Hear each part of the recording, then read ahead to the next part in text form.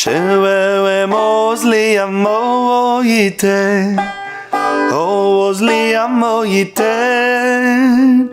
Shewe mosli amo yite, oh boy vayimaen. How do you like that rhyme right there?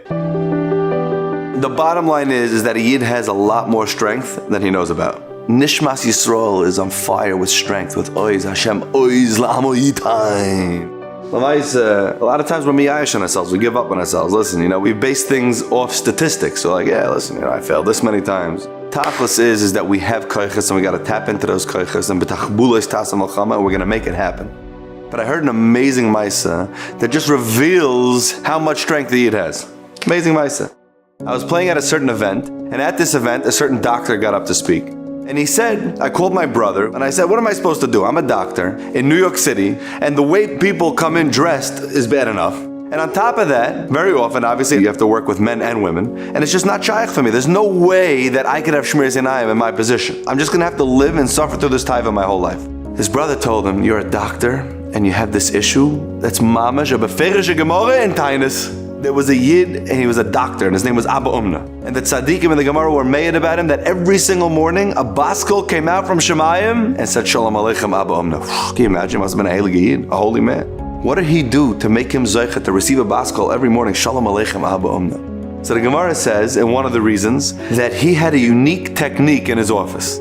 If he ever had to work or operate on a woman, he had a special gown that the gown could open up in different areas, and only the area that he had to operate on was the part that he opened. So he would always protect his eyes from ever having to look at things he shouldn't look at. Can you imagine if a Yid holds back? The Eibusha says, Shalom Aleichem Reb Yid.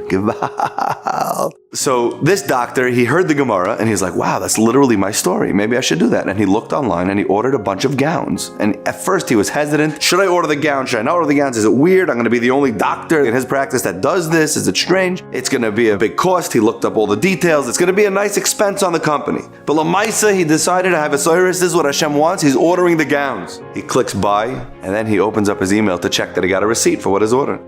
The first email that came in, Rabbi Shai, the first email that came in before the receipt was an email that said that the government had forgiven a certain loan that he was working on for months to try to get it forgiven. It was a big chunk of money that he was going to have to owe, and it was forgiven. The loan was forgiven. Unbelievable. He made a move. He was Moshe Nefesh for the Reibishten, even though he wasn't sure how it would affect his business. Boom, he saw Shefa come right in. And he was standing there and he told the Oilam, to this day, if a woman comes in, they put on the gown, and I only saw success in my business. And I found a way to even make it happen in a place where it's hard to make it happen. The Eibishter is going to tell you, Shalom Aleichem Reb Yid. All you got to do is hold back a little bit. L'chaim Tovim.